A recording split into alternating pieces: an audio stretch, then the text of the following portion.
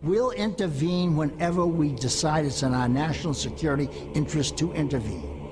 And if you don't like it, lump it.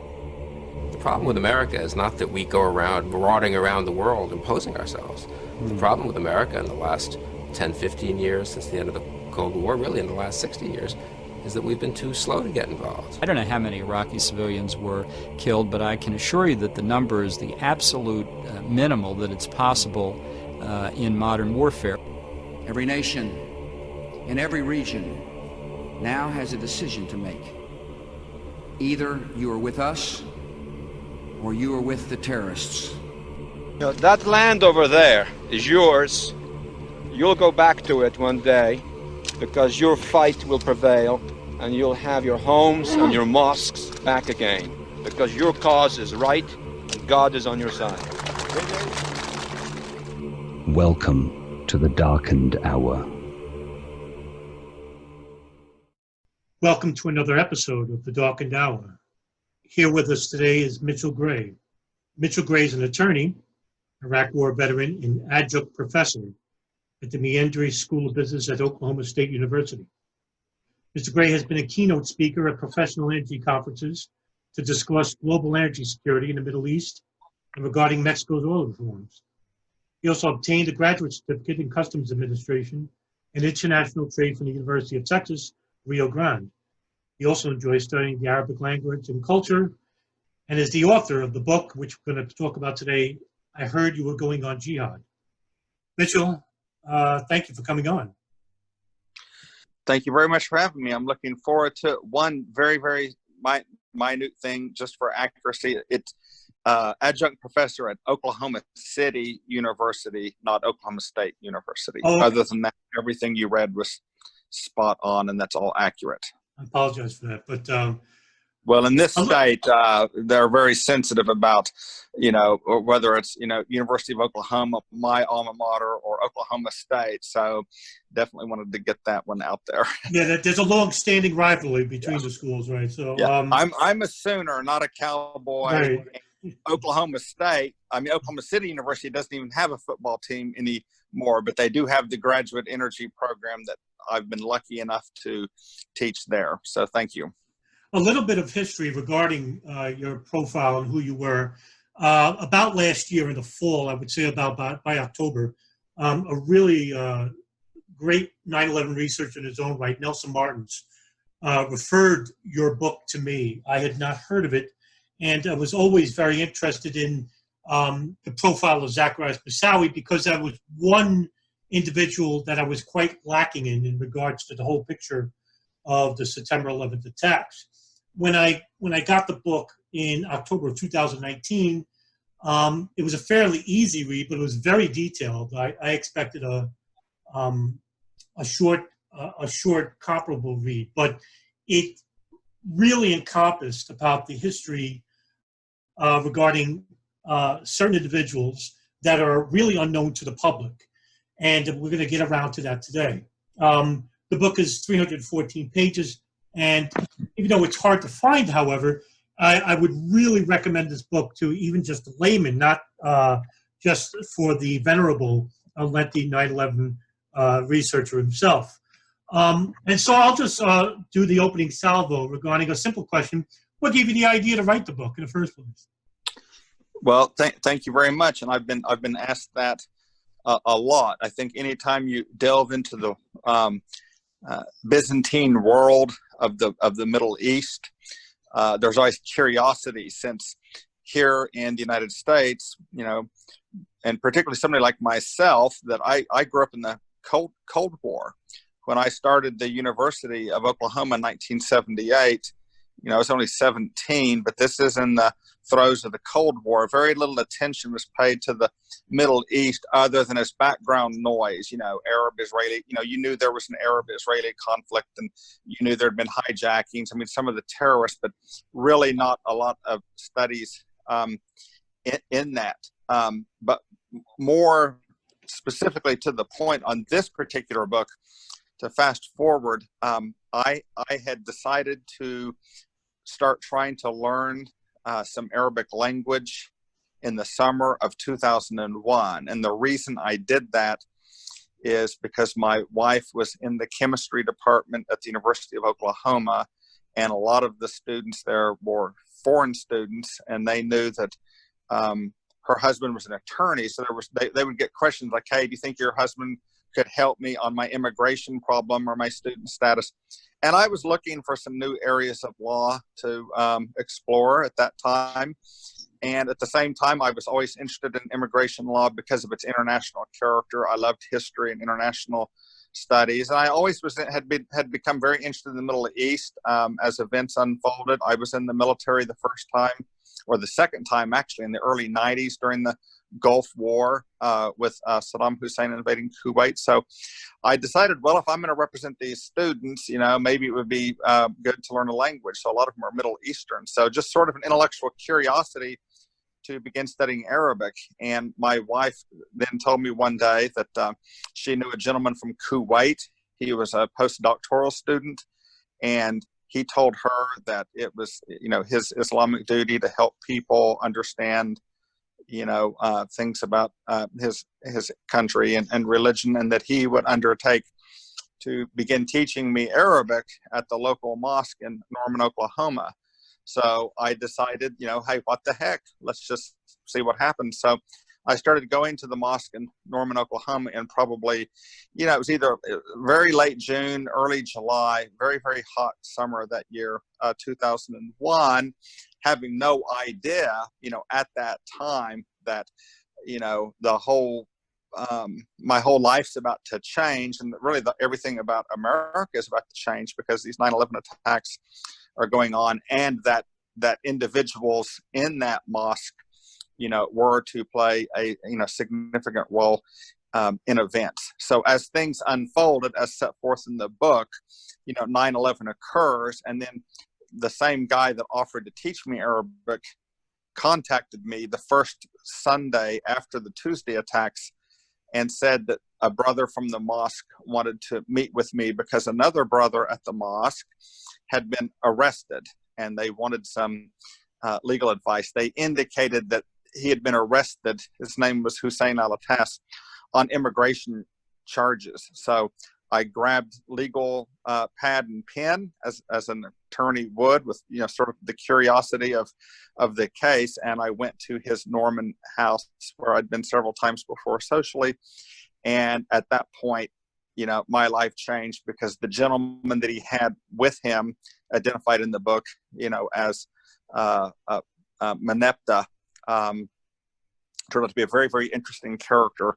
And this is what then led me to kind of start doing my own investigation, because some of the people at the mosque there were arrested, and this was kind of terrifying to me.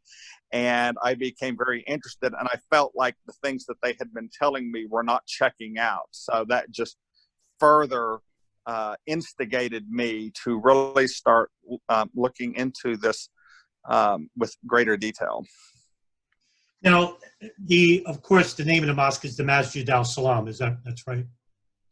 Well, the name of the mosque, just, locally, the Norman Mosque, but I think that, it would go by the Islamic Islamic Society of Norman. It's owned by the North American Islamic Trust formally, and then informally, it was in a house on Lindsay Street near the university. Since that time, because of the large growing Islamic population, that house was torn down, and they've developed a full-fledged mosque, which looks like a mosque when you drive by it now. Back then, it was just like it was a small mosque or masjid in just a residential house there in Norman. Now, you might be the first author who starts even before the largest terrorist operation took place in American history. And right from the beginning of the book, you referred to an individual who goes by the name of Achmed, or I think you were referring to before. Now, you're protecting his identity here, is that right? Well, I felt that in this case, because he was never arrested and he doesn't appear in any of the literature or documents in any way whatsoever, that, I wouldn't have any reason to reveal his identity. I did develop some suspicions for him. I couldn't develop anything, tangible, to go forward. It just seemed like everybody that he had introduced me to wound up either having some involvement or interest to the investigation of 9/11, and then looking back, their demeanors and their attitudes towards me and the things that they said before 9/11 kind of made more sense after 9/11. That to me, that they were, that he affiliated, I would say, with the more radical branch of the people that went. There were a lot of people that attended the mosque that were students at the university that I didn't meet there, and just kind of casually came and went. So, I don't want to paint it that everybody there was in Al-Qaeda or anything like that, but it seemed like he was affiliating with the more, shall we say, the more serious and sincere Islamists at the mosque. So, but I never really found anything on him. But yes, I decided to use a different name for him. Now, which you did multiple times. You were very careful and quite reasonable to do that, because you also made it numerous times in the book. You asserted that this certain individual had no links to terrorism, and you didn't just speculate or generally label these people as terrorists, because a lot of these people were found to just commiserate with known terrorists, but they weren't involved with terrorism in any sense. Now, when you met Achmed, it seemed that when you met Achmed, you came into contact with individuals, nefarious individuals, right down the stretch, like Mujahid Abdul Qadir Menepta, and then you did your investigation into Hussein al-Attas, and of course, that led you to Zacarias Moussaoui later. It seemed, now I'm going to manifest the question because you answered previously. I'm going to ask this question. It seemed with each contact, it led you into a wider network that resided in Oklahoma that you previously had no idea about. Right. As I, when I was first contacted and was introduced to Menepta, and, the book goes into his, name and his actual Christian name. He was a convert to Islam with an interesting history. So that was the first person that I had detailed contact with, who then later, he subsequently was, arrested several weeks after that, which was kind of, terrifying to see that, because I was dealing with him and, called his cell phone. He called mine, because I was trying to look into Hussein al-Attas's situation. And so when I read about his arrest, and then they described his background and all of that, I became very concerned myself, because this was in the early days of the investigation. And I thought, wow, they're going to see that I'm involved with this guy, and they might not know my background or story. And it doesn't seem like they're really taking care always to look into that. So I was a little bit worried that I might somehow get, caught up in that. So I sort of just became proactive. And, myself, I was contacting people, in the FBI and back then it was called the INS, the Immigration National Service, the Immigration and Naturalization Service, to sort of introduce myself and explain what was going on, because I knew my situation. I'm a patriotic guy and was, a veteran at that time and would serve again. But I had just kind of stumbled, into this situation. And to me, it was getting more serious because of the injection of Moussaoui. But when I met Menepta, he made it pretty plain early that he was very, very angry in general with the United States. He was no doubt about that. And I did not know at that time that he had an extensive background, that where his name had come up in other, terrorist situations. Now, to be fair, he was never convicted, of a terrorism crime. And in my book, I say so. And as you mentioned earlier, I try to take care as an attorney and as a fair person to be very factual. So the book is very well documented. I even clear up misperceptions about Menepta, because you know how the internet and this research is. People put all sorts of stuff out there. So I really tried to, correct the record, in fairness. I mean, If somebody's never been convicted of terrorism, I don't think we can call them a terrorist. On the other hand, I think, it's fair to say, hey, this person's name came up at, into this circumstances, and to evaluate things in that light. Interesting. Yes, okay, yeah. Oh, yeah, just to kind of be more but you're right. The more I looked into the situation and the persons that I felt were not being straight with me, because I took detailed notes of that interview, and I put those notes word for word into the book because I felt that they had some significance to the overall historical record. So I kept and preserved the notes of that original meeting, and I put them word for word into that. And so later it became clear to me, and what disturbed me most of all is I did not feel that they were being straight. My personal opinion as an experienced attorney was I did not feel that the information they were giving me about Hussein Alatas and why they wanted me to help him was jiving with the facts, or later with what was being reported about the activities of some of those persons. So to me, that instigated more investigation, and the more I looked into it, the more this kept opening doors and discovering things about this that were very interesting. Just going by the title of your book, which was a phone call between Hussein Alatas and Imam El-Haji Nadaye, who goes by the name of Abu Mustafa, the Imam at the Masjid al-Salam, where Alatas was detained by INS services, with the line being recorded. Why did you choose this for the title of the book? Well, you kind of alluded to me, I'm not an experienced author or anything like that. So trying to think of a title to the book, that's not really something I've ever tried to do before.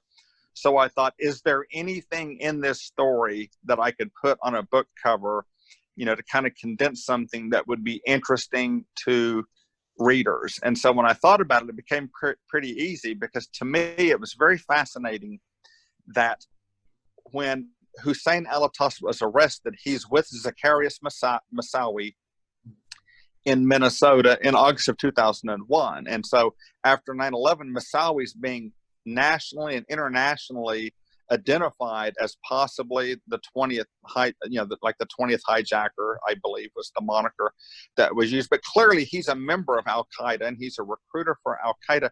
So why is this like a young University of Oklahoma student who is of Yemeni ancestry? He has the same last name as bin Laden's Syrian mother. He's from Saudi Arabia, the country where most of the hijackers come from. Why is this guy on the road and living at a residence inn, just outside of Minneapolis, Minnesota, while Moussaoui continues his flight training? And, he gets arrested under suspicious circumstances. And you mentioned INS. It's interesting there from the legal standpoint, because, and I try to explain this in the book, when you're arrested in the United States, normally, this is for a criminal offense, and you have constitutional rights. You have Fourth Amendment rights regarding search and seizure. You have Sixth Amendment rights to speedy trial and counsel.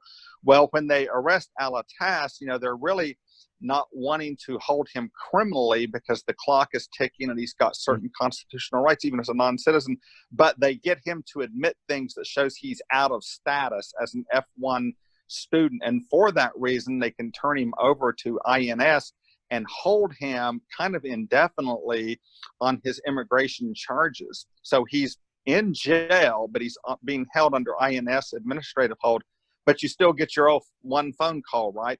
So I found it very instructive that here's a young guy, he's arrested with a terrorist. He himself appears to be, in my opinion, I think he's either joined Al-Qaeda or he's very close to joining Al-Qaeda.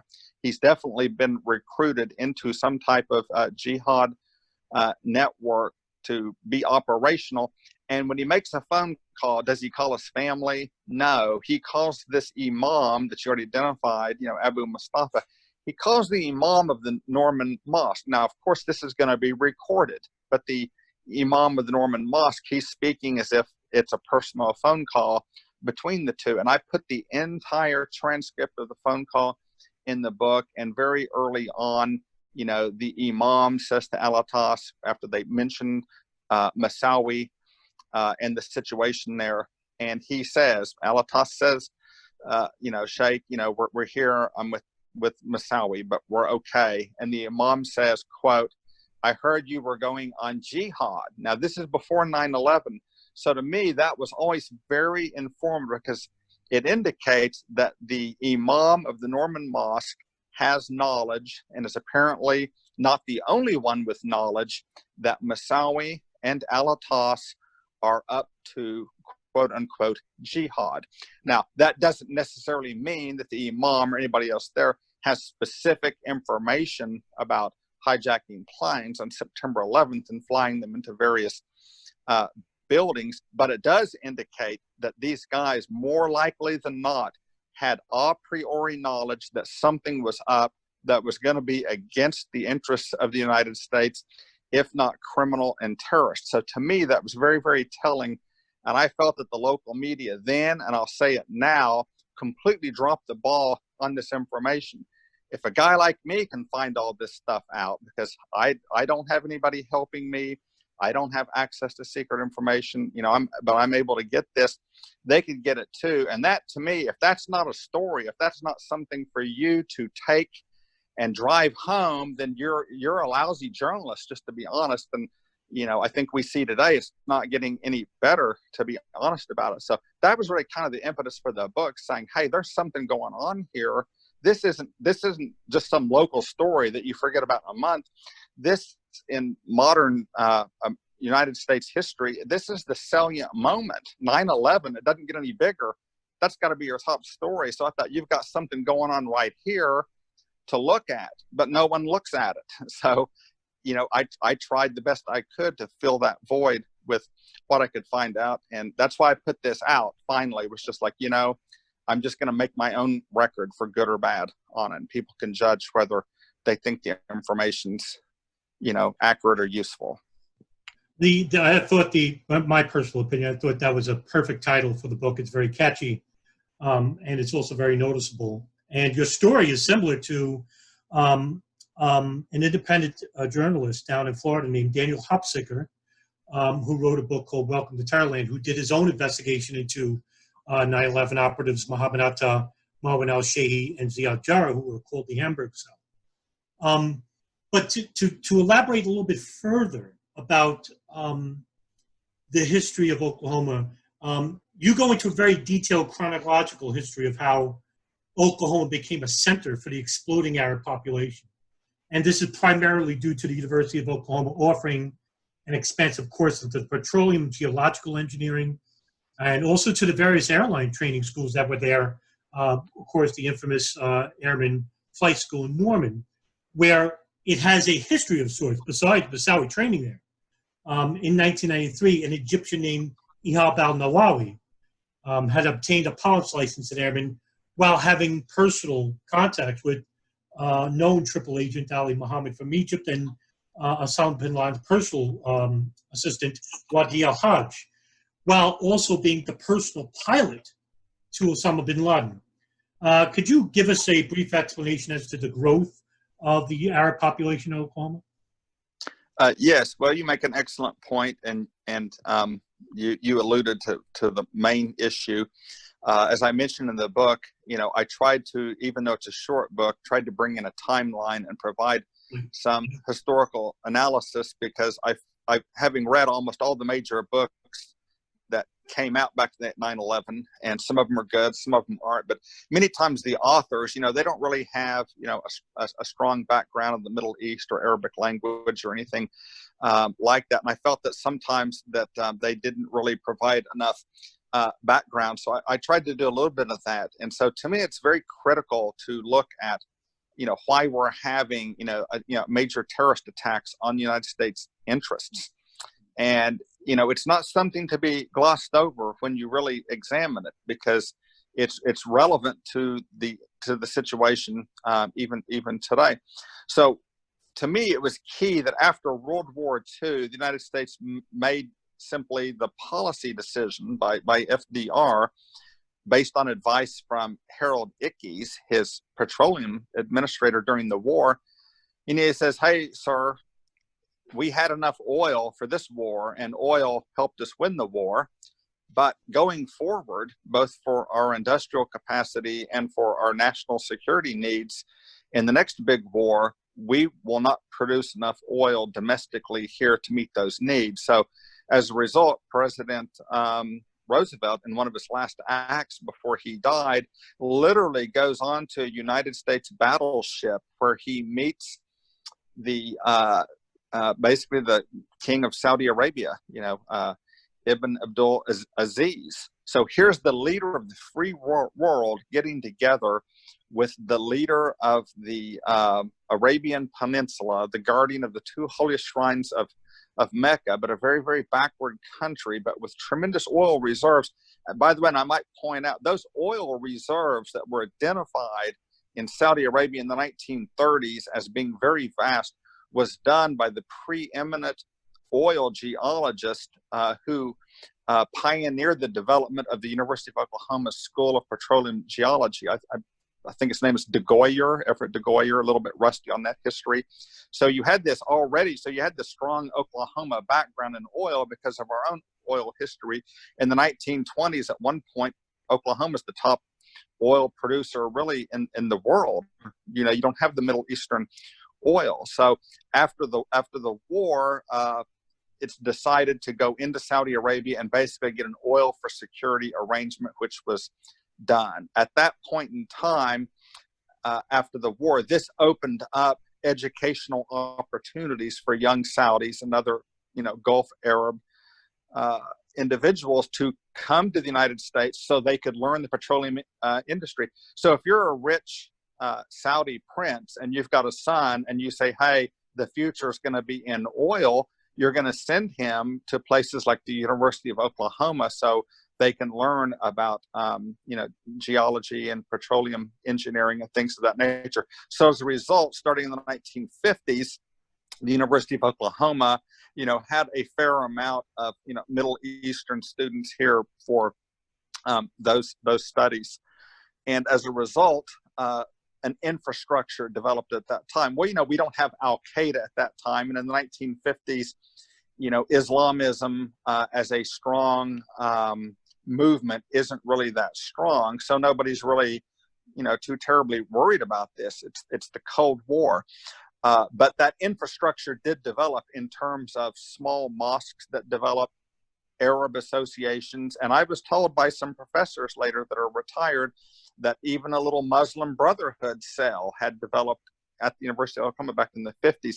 So those would be the seeds that had been planted. Then when the 60s came and you get into the late 60s and 70s, things are heating up around the world because of the Six-Day War, the Yom Kippur War, and then sort of at that point, the rise in terrorism, and then ultimately the Iranian Revolution in 1979, a more radical form of Islam starts. Well, in the places where you already had that infrastructure developed, a certain percentage of those individuals were attracted to those ideas. And then from there, they had contacts that went back to their home country. So if you then put the layer on top of that was part two, Oklahoma's strong aviation background, going back to Will Rogers and Wiley Post in the early days of that. And due to some powerful senators, the area was able to bring in Tinker Air Force Base, and as a result, a lot of private training facilities operated. So this confluence of oil and gas and aviation is sort of a perfect storm later when you see that's what the terrorists wanted. They wanted to have, do attacks here and attack aviation. So that's how Oklahoma, kind of a long version, but that's kind of how Oklahoma got onto the map. And as you pointed out, again, it almost never appeared in any local media stories here. Why was there no curiosity to do further reporting that, hey, we've got Muhammad Atta and Marwan al-Shehi and Zacarias Moussaoui all have been in Norman, Oklahoma and visited the flight school. Something might be up. Wouldn't it be interesting? Oh, well, bin Laden's personal pilot, Mukarram Ali, he went here in the early 90s, and he goes on to be involved in the East Africa embassy bombings. And you mentioned involved with Ali Muhammad, the triple agent who's in the United States military while working as Al-Qaeda's, intelligence chief. You would think that that would again say, hey, let's look more deeply into what's going on here. And I think there, if you do that, it brings, and my book goes into great detail, two very, very radical Islamic conferences held in Oklahoma City, both before the Oklahoma City bombing, which clearly shows that this local infrastructure does have radical elements, because the co-founder of what became Al-Qaeda, the fiery Palestinian cleric and mentor of bin Laden and former professor at King Abdul Aziz University in Jeddah, Saudi Arabia, Abdullah Azzam, is here in Oklahoma City raising funds for Jihad in 1988. And by the way, Wadi al-Hajj, who becomes very important in terrorism, he's in Oklahoma City. Mahmoud Abu Halima, who's convicted later in the terrorism plots in New York City, is here. So you've got these meetings of some of the worst terrorists that have attacked the United States in Oklahoma City in 1988. And then in 1992, the overall leader of Hamas, I think it's Khalid Mishal, is leading a conference here. And then, and again, no stories done in Oklahoma City media on this, Khalid Mishal's brother, his half-brother, but his half-brother is an engineer at the Oklahoma Department of Transportation, graduate of Oklahoma State University, marries an Oklahoma woman, and at the same time, he's the top fundraiser for the Hamas terrorist organization in the United States, and he's doing this out of Oklahoma City. And he's one of the co-founders, or one of the co-incorporators in 1993 of the main mosque in Oklahoma City. So this is very, very interesting that by 1993, the top leaders of what became Al-Qaeda and Hamas have already been to Oklahoma City conducting conferences, which included further propaganda of their cause, recruiting, fundraising, networking, you name it. So to me, this was huge about what was going on here. And again, in the local media, crickets. Right. This seems to be like a repetitious issue with the media. While I was reading your book, there was numerous instances where I was even unaware of, and I like to think that I do a little bit of research, invigorating research, but that's why I consider your book quite valuable in its regards to that. There were numerous instances where the media had covered up even to the early foundations of pre-9/11 terrorists that were in Oklahoma City at the time. Just to elaborate a little bit, I'd like to get your opinion on why do you think the media had negated to report these stories to the public? Well, of course, I'm just going to speculate on that. I made efforts to talk to several of them and met with a couple. I felt that, at least in one instance, with a very dedicated TV reporter in Oklahoma City back in the 9/11 days and a little bit forward, and I'll just give a shout out. Her name was Tamara Pratt. I felt that she was one of the more courageous ones. She's the one that interviewed Menepta right before he was arrested, and he gave the infamous TV interview where he said that he was a good friend and he ate with him at the mosque every day, and that he was just being made a scapegoat. And I think he was arrested the next day. Probably not a good decision to give that interview, but Tamara Pratt did that interview. She had contacted me several times, and she was very interested in covering the stories. Well, I put at the end of the book, when you had this unusual situation to where a guy named Joel Hendricks III blew himself up with basically a suicide vest using the same type of substance, which I believe is a PETN bomb that you would see used on the Gaza Strip area for their intifadas and whatnot. He blows himself up outside a packed football stadium at the University of Oklahoma, 80,000 people in attendance. There was circumstantial evidence that he tried to enter the stadium as rebuffed. He sits on a park bench he's fiddling with this stuff, and it's a very, very volatile mix. And he blows himself up, he decapitates himself, and this occurs during the football game itself on October 1st, 2005. Well, I get a call that night from Tamara Pratt, the reporter, and she says, Mitchell, well, maybe now we'll be able to do those stories, because I'd contacted her just a few weeks earlier. I said, these cells, in my opinion, are still active. Would you want to do a follow-up story? So she brought her news reporter down to my office in Oklahoma City, and we spent several hours going over all the documents, which later are put in my book that we're talking about today. So the reporter, she was gung-ho for it, but her immediate supervisor, kind of the, director of news, I think she was convinced, but she said, well, she goes, the only problem with this is, she goes, I think this would kind of come across as un-Islamic. And I said, you have to look at it like this. I said, this is not about religion. We're talking about terrorism that's occurred. You've seen the evidence. These are just facts. I said, this is not an indictment of a religion. Now, it just so happens that the people that we're talking about, are Muslim, but that's just the way that it is. We can't be so politically correct that we won't report on stories or report on the facts. I said, you can vet this information. If the information's not good, don't run it. If it's good, I think the public has a right to know. So I felt, and I know this probably isn't a complete answer, but I feel political correctness has played a role in this. And also, I think the way we see the media today, they want instant news, they want sound bites.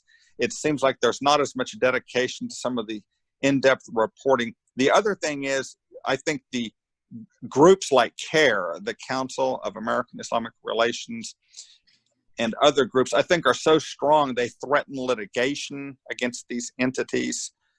Even going back to the Oklahoma City bombing, Jana Davis was dragged through years of litigation, even though she won the cases that I know affected her mentation quite a bit from having to go through that.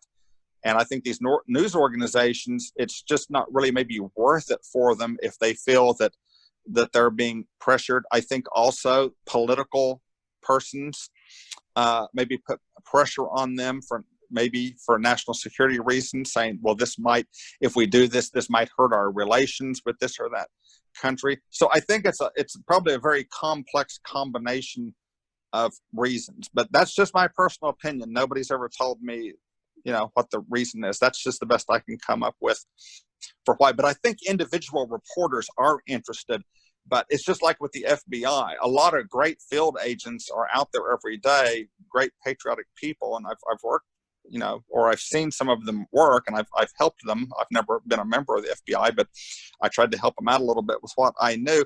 And they're gung-ho, and they want to do stuff, but at the end of the day, it gets stovepiped up at the chain of command. So I think you see that both in the media too. Probably a lot of good reporters out there would like to do these stories, but they aren't really getting permission to carry them out to fruition for any number of reasons. That's a sound answer, because I saw that in George Tenet's response to Richard Clarke just hours after 9/11 attacks, where Richard Clarke actually tells Tenet, did you know about the Saudis on the list, or the pastors list? And he says, yes, we need to get the Saudi bin Laden family out of Massachusetts and Kentucky and other states that they're in, because we wanted to protect Saudi interests. And I think that's what happens here with the media covering up some of these stories, where they want to protect Saudi interests and not inflame Muslim persecution, which was quite extensive after the 9/11 attacks. I lived in New York. I still live here.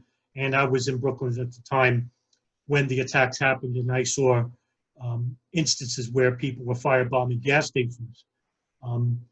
But I'm going to modify my next question, dude, because you answered it a little bit earlier, and it's going to be when your investigation into Al-Atas, it led you to the entity that you mentioned earlier, which was the North American Islamic Trust, which is a nonprofit organization created by the Muslim Students Association in 1973.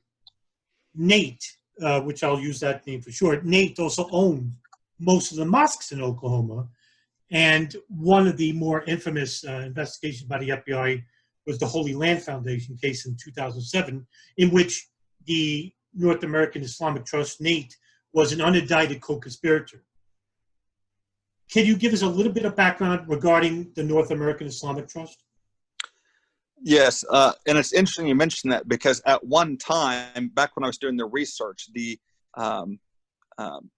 executive leader of NATE was a guy named Dr. Mujib Shima, who ironically is from Oklahoma. So you had an Oklahoma connection to NATE. Shima is a very common name in Pakistan, and he was a physician, but he was, I believe, in Tulsa, Oklahoma.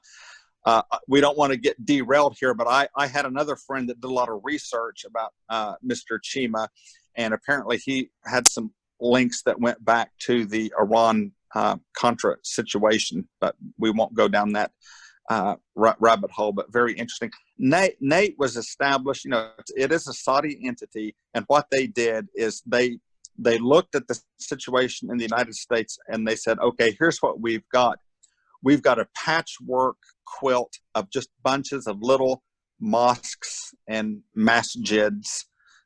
Masjid is the Arabic word for a mosque, and it's typically maybe a smaller mosque, but those words are interchangeable in every day. So they saw that there was just a lot of little mosques and masjids. Some of them, again, like the Norman Mosque, just somebody's house, and they maybe would have an imam and just a few members.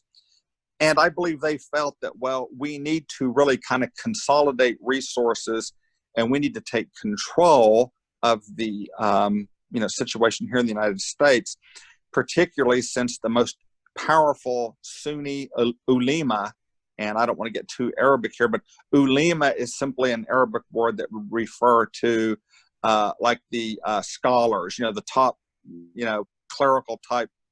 I mean, Sunni Islam doesn't really have the formalities that you would see like in Christians, where you say, bishops and we have popes and things like that. But the ulema would be learned religious men there, and they wanted to have more control over the Muslims in America. So NATE, North American Islamic Trust, is a trust. So it was set up where they would go around and they would buy up all the mosque properties in the United States, and then they would hold legal title in trust.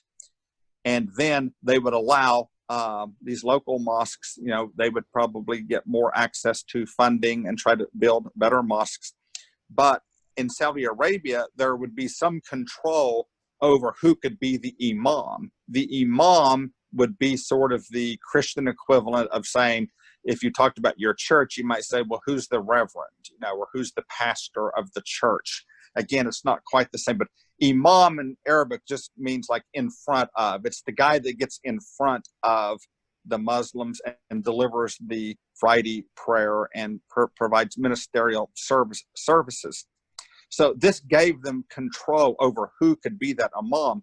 Well, in Saudi Arabia, they have long had the deal with the Wahhabis. So it meant that the imams kind of had to pass muster, if you will, that they were offering the correct form of Islam. So by buying up all these properties and then holding them in trust, it gave more control over the American Muslim population and their places of worship, that it could be controlled from Saudi Arabia. Now, you get into the deal where they deny that they have X amount of control, and others say they have complete control. So I can't sit here and say I know for sure. But if you do the legal research, say just in a state like Oklahoma, the largest mosques would be in Oklahoma City, Norman, Edmond, and Tulsa, because those would be really the four biggest population areas. And all those mosques or Islamic centers, if you do the legal research, every single one of them is owned legally by the North American Islamic Trust. And so that's pretty similar throughout the country. So I've read that like maybe up to 80% of the mosque network in the United States is legal title is held by a Saudi entity.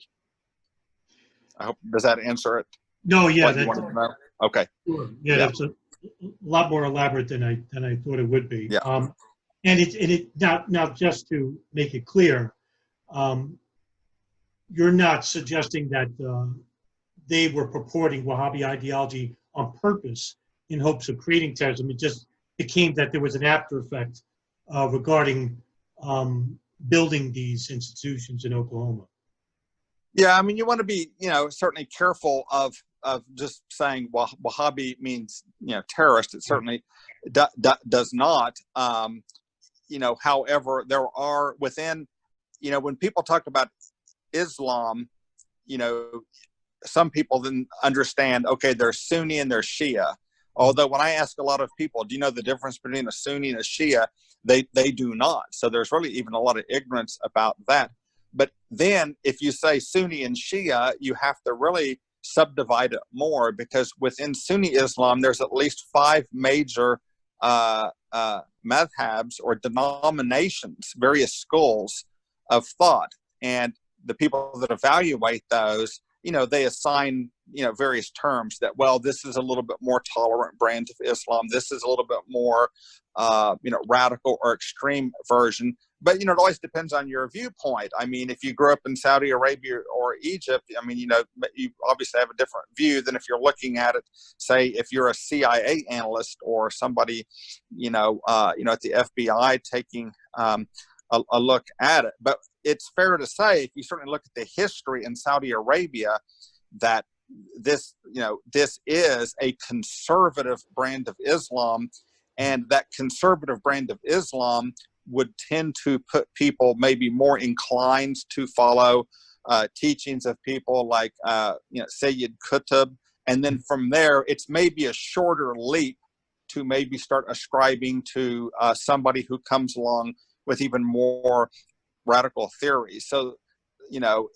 I'm not in any way saying that, one means the other, but particularly maybe young Muslims in the United States that are confused, they're maybe more vulnerable, to the recruitment if they already are starting at a level where they've got a pretty conservative view of the religion. But these are very general concepts, and you always have to just sort of look at each person on their own for what their, the reasons are that they decided to get with those organizations. I think you and I've discussed before, one of the focuses in my future book will be that I think the role of Islam was underrated back in the 60s and 70s in terms of even looking at PLO and Fatah and groups like that. But I think it might be a little overrated today, because the ultimate aims of these groups from the 60s, 70s, and today are pretty similar. And Islam is kind of used,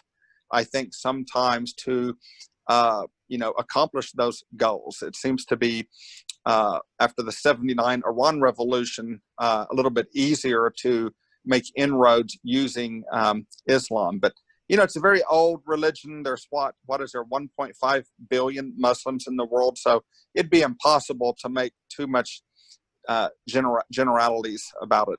Right. Just to add in the future, this is something that I would like to extrapolate a lot further with you in a future discussion regarding Sure. the role of Islamism in how it visited the United States.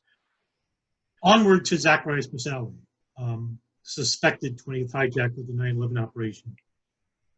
A little bit of his background. He joins the Al-Mujahideen, militant Salafi jihadist network in the United Kingdom in 96. In 98, he goes to Pakistan, trains at the Chaldean trading camp in eastern Pathia province near Tora, Afghanistan, where he meets with an Al-Qaeda operative, Achmed who was later involved with the 2000 Millennium Plot, where he was to be bombing the LAX, Los Angeles International Airport. He then flies to Chechnya, and then on February 23rd, 2001, Moussaoui then lands at O'Hare Airport in Chicago, gets a connecting flight to Norman, Oklahoma, and according to your book, Moussaoui has a notebook of contacts inside Edmond, Oklahoma. We spoke about this previously, about how he obtained them, but can you give us an explanation as to who you believe may have assisted him prior to him coming here and giving him this information?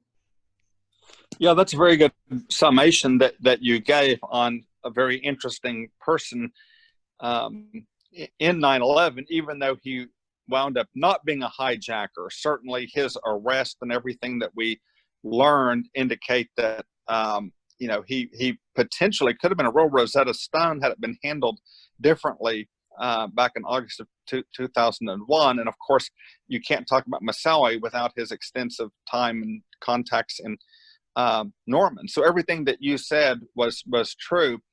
What I could add about it is when I was doing the research about Moussaoui, what I thought was interesting is, like you said, he's got this extensive background. So he's clearly a member of Al Qaeda.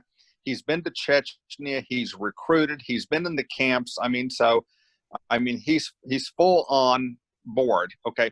Now we know, or actually I say those that research this and read a lot about it know that at that time, areas of Pakistan were basically under the control of extremists, particularly in the tribal areas and areas near Afghanistan.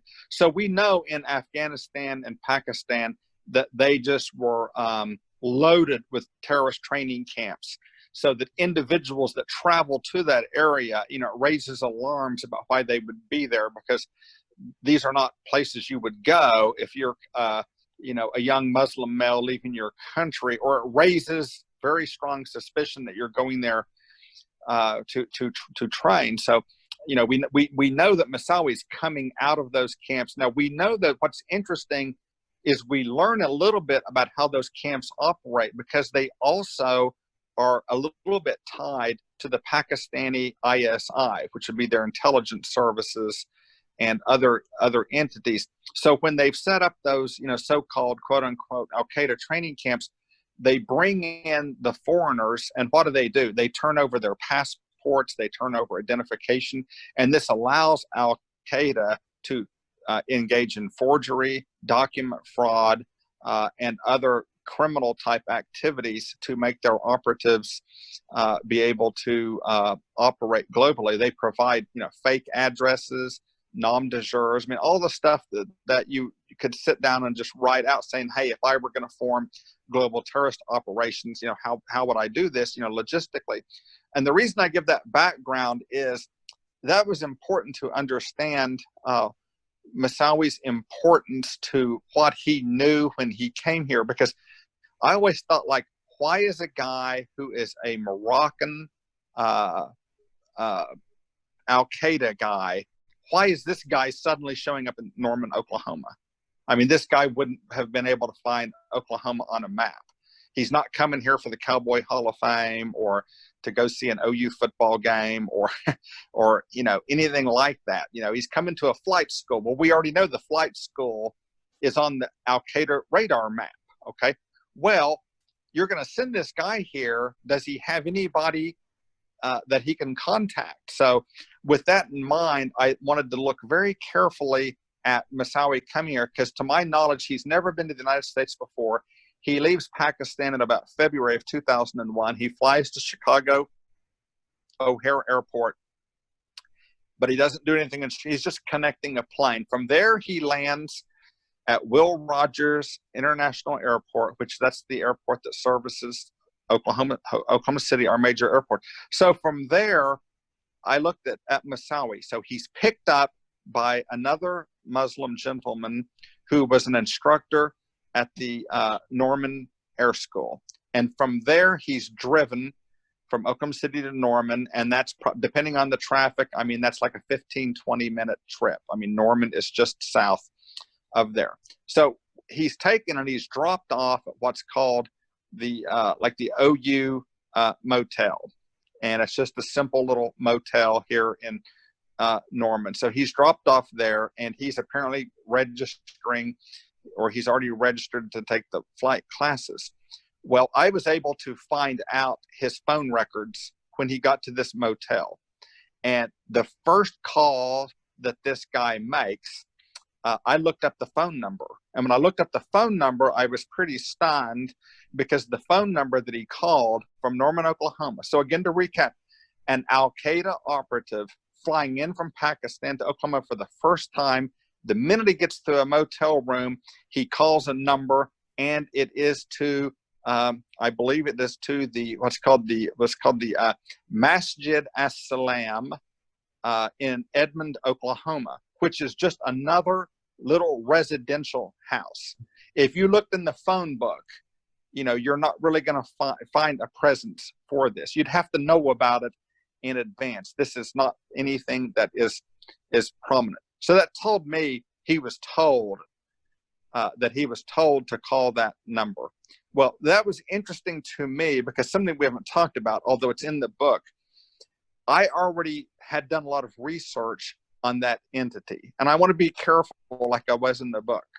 I'm not accusing or saying anybody at that mosque has been arrested for terrorism or is a terrorist. I'm just saying the phone records indicate he called that entity. Well, what was interesting to me was I'd already researched that entity because the people that had helped incorporate it several years before were to me very interesting because they had connections that I thought put them in very close proximity to both Mr. Meneptah, that we talked about earlier, as well as to Mufad Abdul Qadir, who was the half-brother of the Hamas leader that came to Oklahoma, who had been a co-founder of the Oklahoma City Mosque, because these people that had been incorporators of this Edmond entity, they both worked at the Oklahoma Department of Transportation. So I thought, wow, this agency keeps, you know, popping up here. What was further interesting to me is the very first day I was contacted by Achmed and Meneptah about Al-Atas, I learned that another Muslim had been arrested at the Norman Mosque, and his name was Mukarram Ali. But they didn't seem to really have much interest in him, just in Hussein Al-Atas. But I'd written down in my notes about Mukarram Ali. Now, they told me he was from India, which I believe is another misrepresentation. But nonetheless, his name became very important to me years and years and years later. It just was sort of in the background on my notes. It's there. I never thought he was important. They didn't think he was important. There's no news stories. It's just the name that's hanging out there until Moussaoui gets here. Okay, now Mukarram Ali had addresses in Edmond, Oklahoma, which is where this mosque was. Okay, so that raised a little bit of an eyebrow. But then it became apparent that there was much more to this, because Moussaoui had what's called a pocket pal, which is just some sort of calendar that you write on. And these were entered into evidence as exhibits at his trial. So this is public record, but it would not mean anything to you if you didn't know some of these details. But you could go online and Google Moussaoui trial and go to all the exhibits and plow through them and find this information, which is what I did. But it meant something to me because I know who these people were. Well, I'm going through meticulously all this information, and it's interesting because in his pocket pal, before he gets to Oklahoma, is Mukarram Ali's name and number. And so to me, that was a very huge moment. I said, because if this is true, this means that when he was in Pakistan, somebody like, and this is the most likely scenario to me, it would make sense that somebody in Al-Qaeda that was sending Moussaoui to Oklahoma gave him the necessary contact information. And it appears to me that when he got here, he began contacting some of the local people to get in contact. So I want to be careful. I'm not saying that those people are necessarily, you know, terrorists or this and that, but it appears just from the documentary record and from the dates that Moussaoui came here armed with names and numbers in Oklahoma for him to contact. So to me, the logical connection would be, if an Al-Qaeda terrorist is coming to the United States for terror operations and he's got information of people to contact in Oklahoma, I don't think it's too naive to think that those are people sympathetic, I'm not saying they're terrorists, but sympathetic to what maybe Moussaoui is up to, if you get my drift on this. Right. So I know that's a little bit kind of I don't know if that comes across complex, but that to me was what was so important about Moussaoui's arrival here, were these contacts and what he did in those early moments. And again, that's not anything that I learned about until years and years later in my research. Right. And from there, Moussaoui would then find Airman Flight School. And his personal instructor there was a person by the name of Shoaib Nazir Qassam. Now, months prior to Moussaoui going to the school, Mohammed Atta and Marwan al-Shehhi, the pilots for American Airlines 11 and United Airlines 175, they received their commercial ratings here. And Qassam knew both of the men while he was a student himself before becoming an instructor. However, Moussaoui fails in obtaining a license at Airman Flight School and then travels along with Hussein al-Attas to Eagan, Minnesota, and they take residency at the Residence Inn, while Moussaoui immediately sends emails to the managers at the Pan Am International Flight School. Now, could you tell the listeners what transpires here at the school and how the Minneapolis FBI became involved? Well, first of all, just to be clear, because if I understood you correctly, and this is not contradicting what you're saying, I'm just going to say what I know.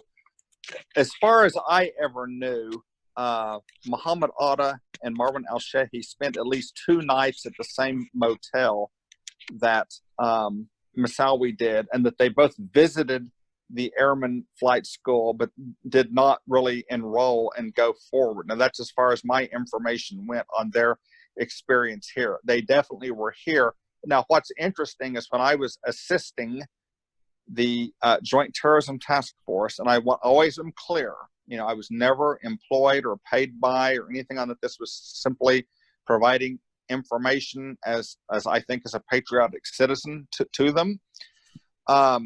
One bit of information that I did get was that I was told, I never saw documents, but I was told by the FBI agent, who I, by the way, found to be very patriotic, very hardworking, and very credible and honest, and the highest integrity, and still is.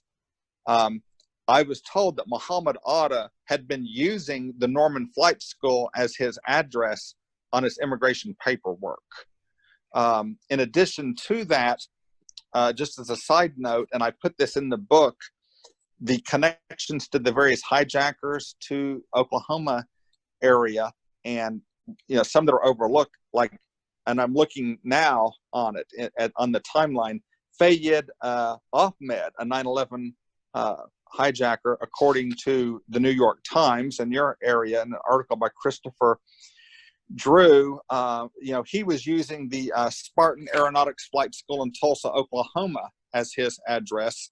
Muhammad Ahmad al-Ghamdi also used that Tulsa, Oklahoma address. And of course, Nawaf al-Hazmi also was given a speeding ticket in Oklahoma, and many believe he was coming to meet with Moussaoui and possibly Al-Attas in Oklahoma. So you had these other 9/11 hijackers that had Oklahoma connections as well as that. Now, as for Moussaoui, as I understand it, he did his basic training here at the Norman Flight Academy, but then he wanted specific training on the 747, and that's why he went to Minnesota. Now, what's interesting there, though, is now why did Hussein al-Attas go with Moussaoui to Minnesota? I was told later, Achmed and Manetta, that al-Attas was a valid student at the University of Oklahoma.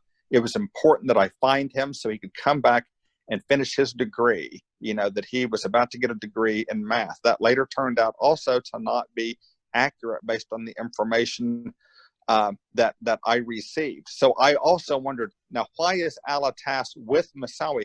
The story I was told was Moussaoui did not have transportation to Minnesota, and that as a good Muslim brother, Hussein al-Attas volunteered to take him to Minnesota. But that doesn't answer the question why he's living with him in a residence inn. It doesn't answer the question why he's filling out, with Moussaoui's help, a visa to go to Pakistan to visit with religious scholars who discuss the validity of jihad. It doesn't explain why he wrote a will, which I reproduced in my book, which reads like the same wills that were written by the other 9/11 hijackers, like Muhammad Atta. What it sounds like is that Alatas has left the University of Oklahoma, and as the Imam said, he's going on jihad. Now, in Minnesota, a flight instructor becomes very alarmed that Moussaoui does not have any interest in how to land a 747, but only how to take off. And he asked questions, security questions with that. At the same time, they said, this guy is not like other students. He is not being sponsored by anybody. He is paying in cash. He doesn't really have any explanation why he wants to know this, other than he's just got a general interest in aviation. So the instructor realizes that something is not right, contacts the FBI. That's when they come and they interview Alatas and Moussaoui separately. And Alatas kind of caves in a little bit, although he lies to the authorities. He's later, pleads guilty to that. But he also says, well, Moussaoui follows an imam that, a lot of people wouldn't agree with, which I would say was an understatement. So I don't know if that, I know I added on to your question, but it's like, if I think of this and if I don't say it, then I won't get to it. And I wanted to make some of those other points strongly about, again, why there was just simply no really journalistic interest to ask these questions about why Alatas is going to Minnesota. I mean, Menepta told me that one of the reasons they needed him back was that he was teaching children at the mosque and the children missed him so badly. I mean, come on. I mean, that's not at all reasonable to believe that. I believe that the instructor's name was Clarence Prevost, if I'm correct. That name sounds familiar, so I think you probably are on top of it. Now, I think the lead FBI agent into the Moussaoui case was Hami Samet, and he begins to draft the FISA warrant, which begins with a FISA application. I'll elaborate a little bit what this is. That requires a court to find probable cause that the target of the surveillance, which would be Moussaoui, be a foreign power or an agent of a foreign power. And they needed to do this to search Moussaoui's laptop and personal belongings that were found in the residence inn. Samet's memo is sent to the Radical Fundamentalist Unit, or the RFU, which is led by Mike Maltby. And you discuss this really intricately in the book, that both Maltby and Rita Flack then send a request to the National Security Law Unit, headed by Marion Spike Bauman, regarding a search warrant for Moussaoui's laptop. However, in the memo, Maltby had edited the request, in which the memo was now an immigration issue and not a criminal one. Editing out was Moussaoui's link to Al-Qaeda in Chechnya under Ibn Khattab. Dave Frasca, the RFU chief, doesn't attend the meeting, and the decision to approve is left with Bauman and Mike Maltby, ultimately, who deny the FISA application based on lack of evidence. Now, was this decision to deny the warrant based on differing legal interpretations, or was there something more, in which Colleen Riley later, in a letter to Minneapolis FBI agent, alludes to in her letter to Director Mueller in May of 2002? I try to not make political comments, but I've got to make just one allusion here, just because to me it's just the low-hanging fruit. I think at the end of the day, when we kind of pull back and we look at how decisions are made in Washington, D.C., and how much politics or political correctness get into it, that you could almost make a wisecrack saying that if they wanted to search Moussaoui's laptop at the FISA warrant, they should have alleged that he was working for the Trump campaign. So it's just interesting how the FISA situation, how that can be used, because for Moussaoui, they didn't get it. Now, from a purely legal standpoint, I'm enough of a lawyer to pull back a little bit and say, not having been involved in all the legal reviews, that I'm not really an expert on that. Now, in the book, I do trace, because of my legal background, I do try to provide the reader with some of the legalities of the FISA warrant. But I think the thing that's most important there, and my feeling is the wrong decision was made and it should have been granted. But I understand later some people said, well, when they wrote up their warrant, they made some technical mistakes. So maybe from a purely legal technical standpoint, maybe there were some flaws with the warrant. But what's also in the book later is in the after action report. And I think that there were several, there was the big House committee report, and I think the DOJ did one, or maybe the Inspector General. It's in the book. I'd have to kind of refresh. But they said, as to the Moussaoui situation and searching the laptop in the FISA warrant, they said what should have been alleged, and they felt it would have been a slam dunk, was based on what went on. They should have alleged that there was an Al-Qaeda cell at the Norman Mosque, and then voila, they clearly would have had their nexus to meet the legal standard. But my non-legal opinion, just as a citizen, and from what I know, I feel that that the fact that Moussaoui was already known to have contacts with a foreign terrorist organization, and that under the circumstances for which he was here, when you put all that together, I think the wrong decision was made. Now, if it turns out, there were some legal loopholes, they didn't dot their I's, cross their T's, that somehow didn't matter years later in some of the more current political situation. So it may sometimes determine just who has the final legal review or what judge you go before. I mean, I know as a practicing attorney throughout my career, sometimes your case just depends on what judge you're before. One judge would grant it, one wouldn't. So it's probably got a lot more complexities than the average person would know on it. But we have to ask as citizens, at the end of the day, a guy that was pretty much a known terrorist, why can't we search his laptop? I think most people would say that that was a big ball drop. Now, if Agent Smead and others, if they needed help in redrafting that warrant, to me, that would have been an easy fix. They could have got, an attorney to review it or something. So I really can't buy in the end that this should all be turned down for some, technical reasons, because I think enough was there that clearly the spirit behind why FISA warrants would be granted would be met. And if there were a technical flaw, just send it back quickly for a correction and go forward, because clearly it was, in my opinion, another ball drop in this investigation that at the time might have led to very valuable information regarding other individuals and operational plans. Right, and just to expand on that, because you hit the nail on the head regarding numerous investigations that came out afterwards.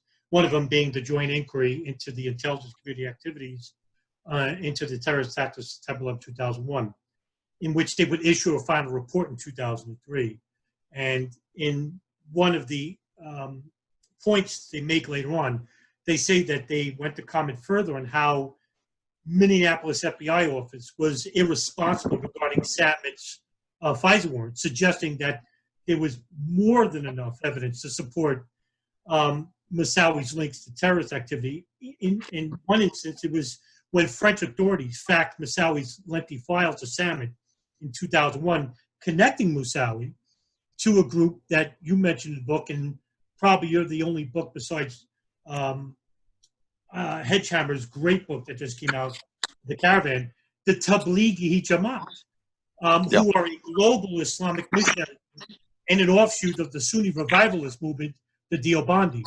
And they had contacts with members of the Masjid al-Salam in Edmond, the same mosque Moussaoui affiliated with. Now, the report also went out to state that the FBI headquarters had misunderstood, quote unquote, the legal standings in regards to what constitutes a FISA warrant. So I'm going to commit a form of sacrilege here, Mr. Gray, and entertain your speculation if you have any regarding that issue. I really hate to speculate. What ask me a very specific question on that. I'm not sure I completely follow. Now, would it be more than enough to say that would you go the route of malfeasance or a complicit cover-up of Moussaoui? I really hate to get into the complicit cover-ups, although to me there's different levels of complicit cover-up. Another modern example would be, okay, look what's going on now with the virus. Okay, almost everybody agrees that it had its origin in China, but then there's some disagreement over, was this something that just occurred in nature, or is this something that escaped from a lab? If it escaped from a lab, was that just negligence, or did the Chinese government literally say, we're sending human biological bombs abroad?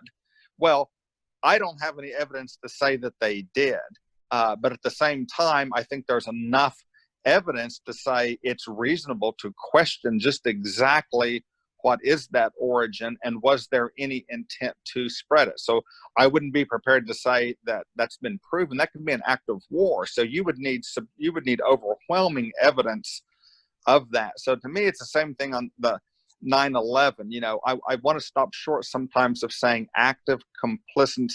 Your word of malfeasance is a good word. You know, one, you know, as an attorney, I like, because that indicates, you know, mal meaning, you know, bad, or you know, and then you've got non-feasance, which would be kind of like, and then misfeasance. So you've got all these feasances out there. They're all various levels of neglect or bad acting.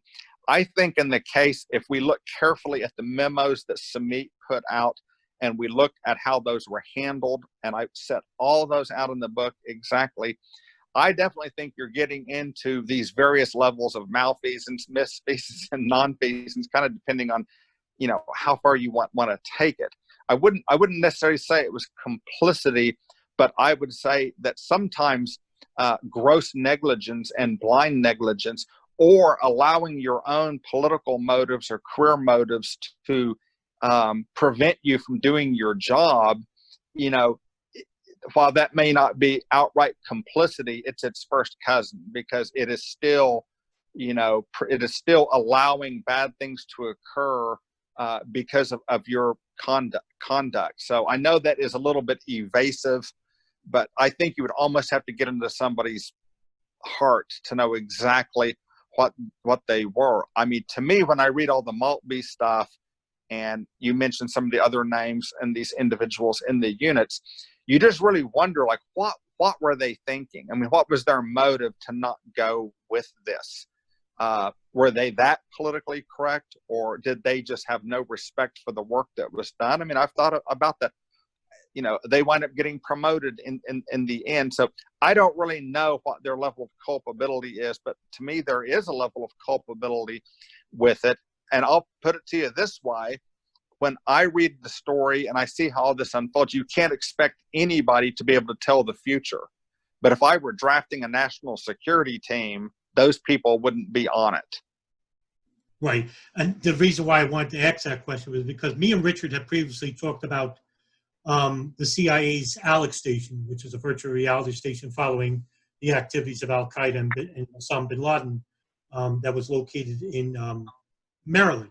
And we saw numerous instances, and this is verified for the record, of not just gross negligence and malfeasance, but also in one instance, we could say that they were actually, I could probably make a good argument of covering up information that they didn't want to share with the FBI, who was also working there. Yeah. And we interviewed one of the FBI agents that worked at Alex Station, Mark Rossini, last year. But going back to Moussaoui in his trial, he's found guilty of being involved in 9/11 nation, but he declares himself guilty by his own admission and against the advice of his lawyers. Now, there has been rumor that saying that, Moussaoui is not very smart and he's not very bright, but according to the judge presiding over the case, Moussaoui is actually very intelligent. Yeah. And he states that, and this is coming from your book, that he states that he knew more about law than the lawyers that were advising on his case. And he asserts that, Moussaoui asserts before the court that he was involved in the initial first wave, but then is demoted to a second wave of attacks. And could you give us a brief summary of why do you think he decided to plead guilty right off the bat? Well, first of all, I'm glad you pointed that out, because the cover of the book, and I'm looking at it now, I heard you were going on Jihad. It also says how a Minnesota FBI agent, Harry Samit, may have prevented a second wave of attacks before 9/11. So my book took note of the fact that I think guys like Moussaoui and Al-Attas were potentially part of a second wave of attacks that were to come. And it's very interesting, Moussaoui, he obtained certain levels of education. He had been originally handpicked by bin Laden for this. He'd been allowed to be a recruiter. And then these remarkable comments by the judge, which I had to put into the book, these all flew in the face of the things you would read in the media. Well, I knew about this further because when I would talk to some individuals that were at the Norman Mosque about Moussaoui back then, to me, I got the feeling that they, and I can't prove this, so I'm going to be clear about it, but I got the feeling they had rehearsed amongst themselves on how to talk to people about Moussaoui, because obviously they knew, hey, we're going to get a lot of heat. And I felt that on many occasions that there was a feeling of rehearsal that was going on. So one of the themes that I kept hearing over and over was, well, Moussaoui was a loner. We didn't know him very well. He was kind of stupid. He had extreme views that were different from everybody else. And so they were always putting him down. But I felt they all kind of said the same thing. I felt they'd been provided talking points on how to describe Moussaoui, and everybody just started repeating these talking points about this. And I thought, well, if he were such an extremist and such an outsider, then why is he rooming with Meneptah? Why is he with Al-Attas? It's interesting because we mentioned Mukarram Ali, and I'm a little rusty, but I believe I found evidence that he negotiated and purchased a car for a very small amount from Mukarram Ali. I believe he was a roommate with Mukarram Ali for a while. It's like you guys keep rooming with him, you're selling him cars, you're having meals with him at the mosque. It doesn't really sound like he's this much of an outsider. And everybody keeps repeating how dumb he is, but all the other official record does not indicate that he's dumb at all. So again, my personal opinion was there was a lot of spin and there was disinformation being put out there about Moussaoui to distance himself. And if I may just briefly elaborate, this is why I found it such nonsense when later one of the leaders in the Oklahoma City Mosque, and remember, there's a lot of interplay between the people that would go to the Norman Mosque and the Oklahoma City Mosque. Many of them knew each other, and many of them went to both mosques, such as a guy like Suhaib Webb and others. So another thing that was interesting was one of the leaders of the Oklahoma City Mosque had told a radio station here that he personally met with the Oklahoma City FBI special agent in charge, and that at those meetings he would inform the FBI if there was anybody that would be a danger, because he says the local Islamic community cooperates with the FBI, and they themselves would be the first ones to tell you that there was a would-be terrorist, because they don't want the fallout from having somebody causing trouble. Okay, fair enough, that makes sense. But then my question would be, well, a guy like Moussaoui comes into town. Well, you guys speak Arabic. You guys are from that part of the world. You would understand that he's radical. He's coming from Pakistan. He's an Al-Qaeda recruiter. By your own statements, he says extreme and wild things, and you don't know anything about him. And when I asked the FBI, I said, did they ever tell you before his arrest, did they ever tell you that Moussaoui was a threat or anything like that? And the answer was absolutely not. So I guess my question would be, if they weren't going to tell the FBI about Moussaoui, who are they going to tell them about? Right. And just to elaborate a little bit further, a lot of people are not aware about a more than 4 planes were involved with the attacks. This is something that was echoed by co-chair of the Joint Committee, Bob Grant, in the final report that they released in 2003, where he even asserts that he believes there were more than 19 hijackers involved. They have instances where there was more planes that were involved. And this is something that I also elaborate a little bit further with Richard and articles I've written as well about regarding of the potential hijacking of United Airlines Flight 23. That was a plane that was supposed to be taking out of JFK to and land on LAX, Los Angeles International, where there were anywhere between 3 to 5 Arab men on the plane. And when the plane was heading back to the gate at the request of the CEO of United Airlines, where he says that all the planes were to be downed, and that this was before the FAA declared a national stand down. 5 men, 3 to 5 men, they didn't know exactly, but it was 3 to 5 men that got up and started arguing with the stewardess there, and she became alarmed and called security. And when they left, everybody departed the plane. The only luggage that was left behind was by these guys, and when they find out what's in the luggage, there was an Al-Qaeda manual, box cutters, and I think Quran was left. But, you know, you can't say that this was a separate issue regarding what was happening throughout the day. It was obvious that they were part of the plot. And then this is something also that was elaborated, I think, only by Nelson Martins at the time, regarding September 13th and 14th, when they lifted the ban of the FAA, where there was mass arrests of Arab men trying to board the plane, one even dressed as a pilot trying to get on the plane. And he was a relative of none other than Osama bin Laden. We talked about, before we talked here today, you brought up something that was very interesting. It's something very foreign to me. And I had never heard of this individual. And where this was talk about David Bourne, the former senator of Oklahoma, regarding his meeting with former CIA director George Tenet.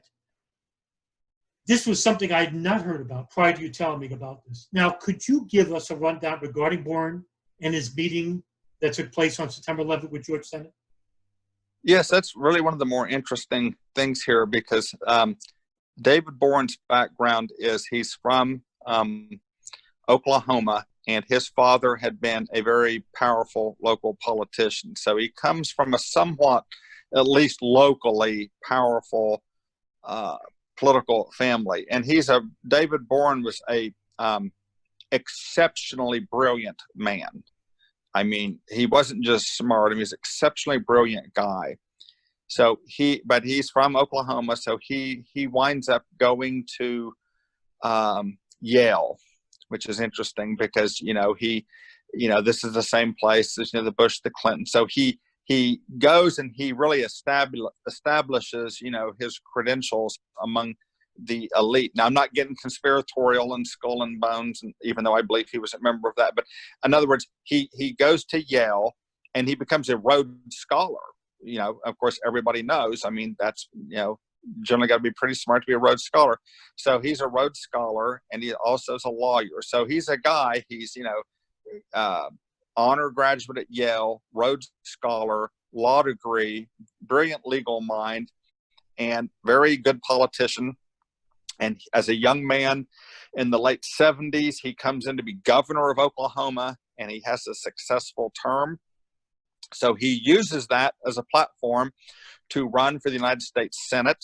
He's a Democrat, but at that time he's considered, there used to be the phrase, kind of Dixiecrat, sort of to describe Democrats that were more Southern and a little bit more conservative. So he's not a Democrat in the sense today that we might look at, somebody, who's in the Democrat Party, maybe has, really far left-wing views. He was, had some, relatively conservative type views, but he was a traditional Democrat, and he gets elected to the United States Senate.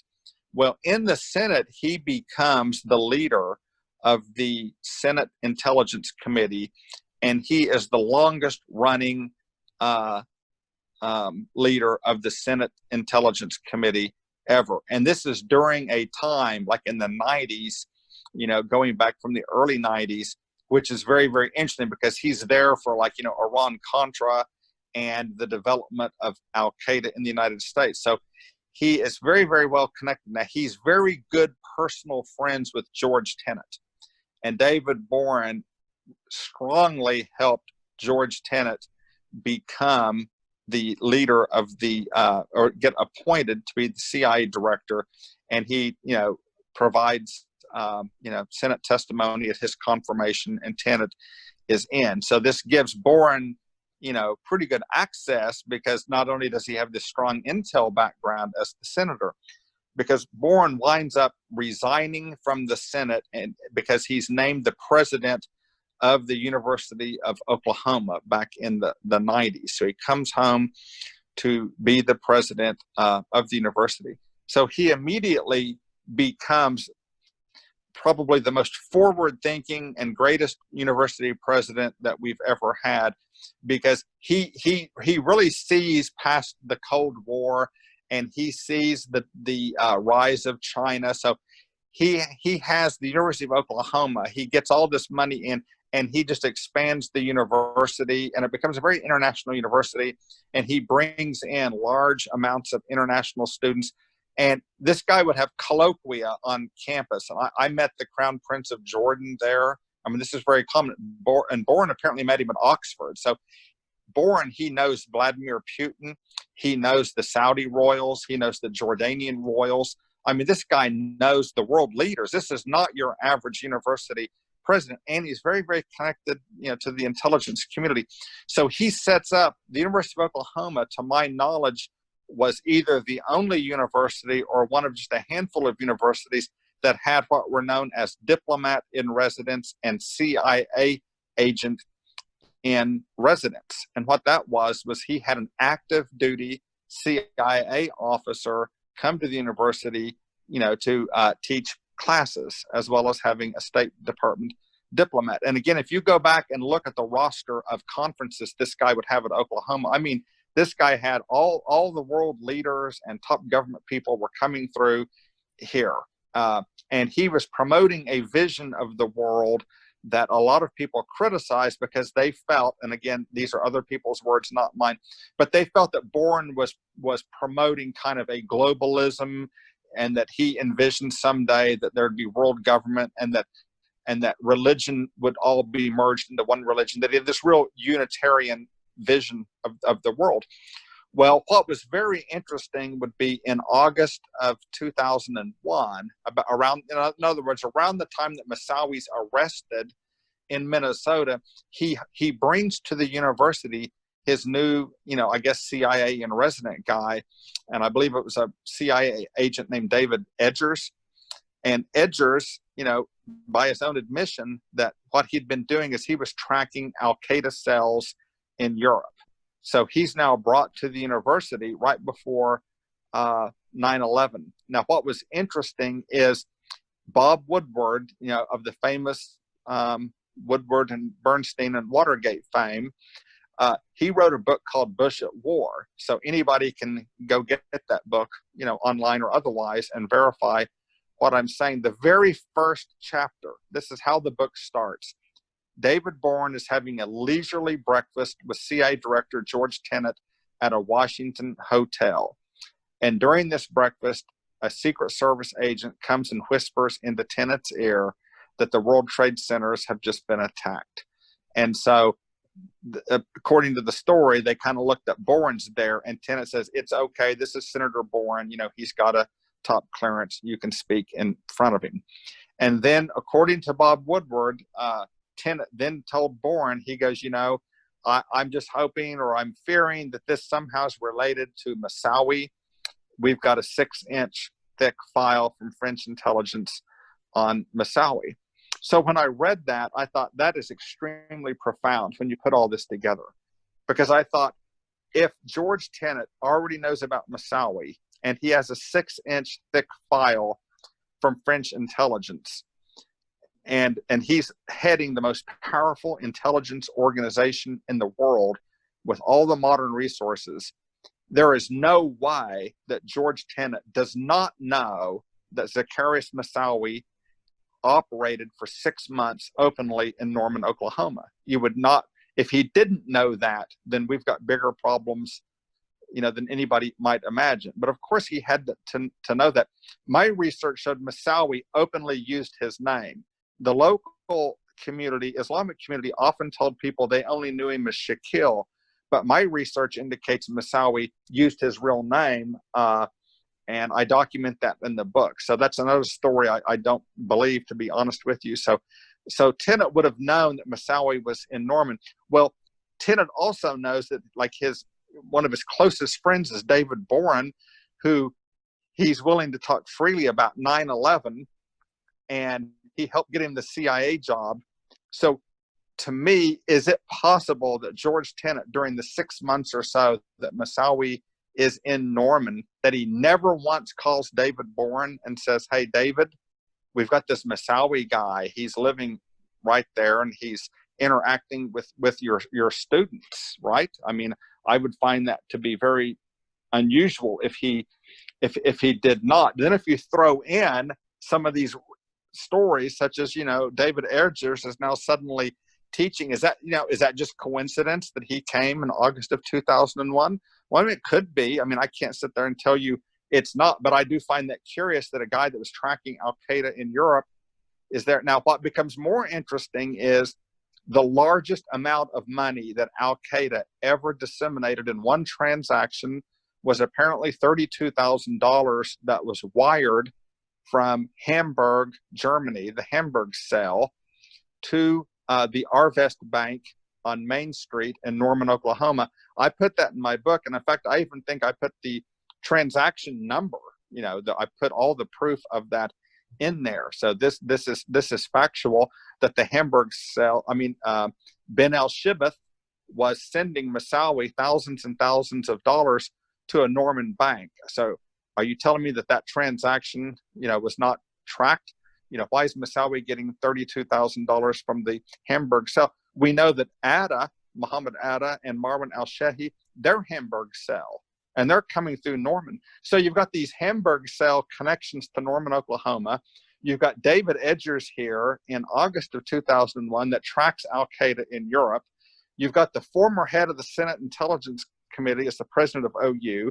He's having breakfast with his best friend when the World Trade Centers are attacked, and they talk about Moussaoui, at that time as possibly being linked to this. I mean, when you put all that together, that's very, very powerful circumstantial evidence about these guys that more was known. Now, there's an interesting side story to all this, and I almost hesitate to bring it up, because if you take this to what some people say, and you told me a little bit about it the other day, you enter the world of the unreal, and I try to not do that. I try to stay with what's factual and what we can do.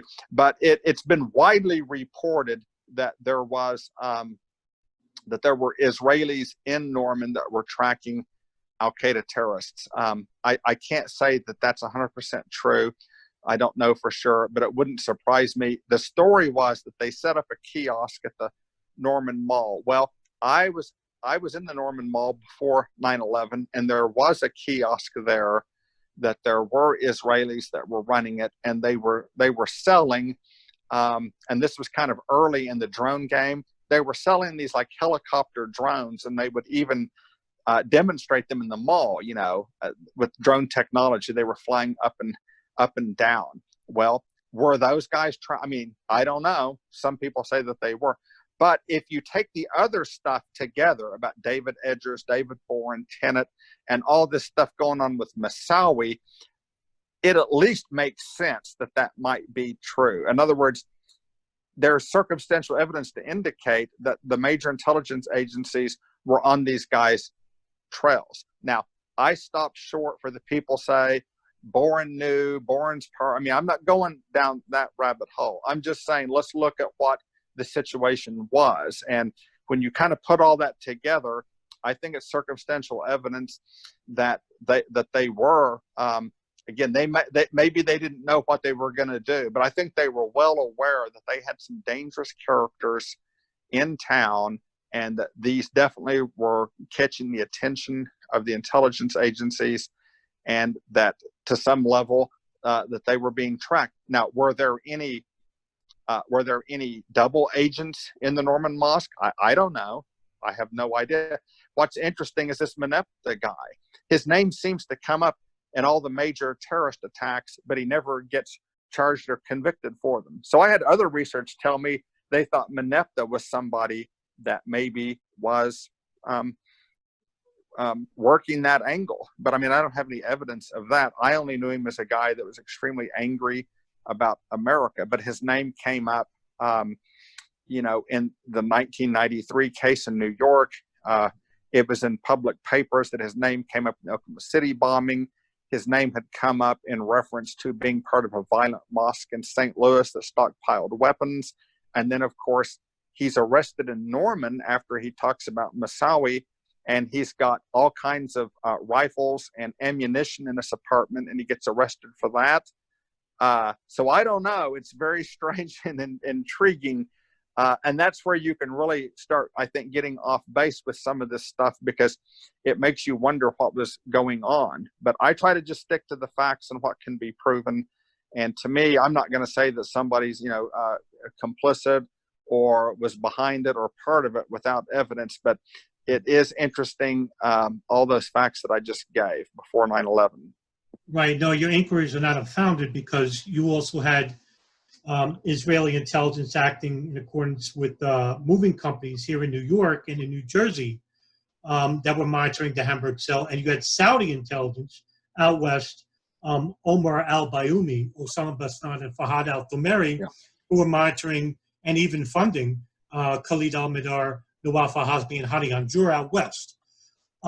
Incidentally enough, while a meeting was going on with Bourne and CIA Director Tenet, there was also a meeting in Washington between co-chairs Bob Graham, Portagos, and also with the Pakistan Director, ISI General Mahmoud Ahmed, and they were talking about Osama bin Laden. So a lot of coincidences here regarding on the day itself. But not to hog the mic any further, Richard, do you have any questions for Mitchel Gray? Absolutely nothing. I've kept up, and it's been fascinating. I've learned a lot about the details of what was going on there. But no, I don't have any. I don't think I can add anything to your questions, Adam. So I'll keep stum if that's. Oh, that's fine. We are cutting it near 2 hours now, and I'm not going to berate Mitchel any further with any more inquiries. Mitchel Gray, author of I Heard You Were Going on Jihad, he told me before we were recording that he is going to be talking to publishers regarding the publishing of more books in circulation. There is only one that I saw on Amazon. I can't thank you enough for coming on. I've been trying to get in touch with you for a long time. You're a hard man to get. And thanks to Nelson Martins for contacting you and getting through to me. And really, thank you very much for coming on to the show. Well, I loved it, and this has kind of revitalized me. I'm a little bit rusty on it because I've just moved on to my Lebanon project and others. But one thing I wanted to say, what I would like to do, because I'm going to talk on Tuesday or Wednesday of this week to the people that put my book out, and I'm going to see if I can get to where they will have more copies available to print. In other words, what process that is. And when I can find that out and do that, then I would like to get in contact with you. And if it's possible on another podcast, whether I'm on it or not, or some way to maybe get that information out if people are interested in the book. I think in the meantime, they can probably find some used copies by looking at some of the other sites that are available. But in the future, if I can get it resurrected, hopefully we can, disseminate that information. So I think people would be, I didn't write the book for money, and I want people to read it. So I was thrilled when you and Nelson read it and finally did get a hold of me because it made it all worthwhile, because that's why I did it, was to get people discussing it. I didn't have a wild conspiracy theory for anybody. I just have a lot of facts, and I had a very unusual, interesting experience myself, and I tried to do the best I could for my country, but at the same time tell the truth about what I know. And I think it's an interesting story, and it's an open case, and I just want to get the information out there. So thank you very much for you and Richard for giving me this much time. And I know I give long answers, but this is the type of topic, as we've mentioned before, we could go 24 straight hours on this or longer. So it's hard to not get passionate about it, and you want to just get there and get it all out. So thank you for being patient with me and giving me wide latitude to answer your very good questions. Right. And just to add to that, we will definitely love to have you back on and talk about pan-Islamism and its rise, and not just abroad, but here in the States as well. And I think that would be a very long, extrapolate discussion itself. So I'd love to have you back on. I would be honored and thrilled, and we'll talk more about these things. Okay. Thank you. Thank you very much for coming on, Mitchell. Thank you, guys. Have a great day. Thanks.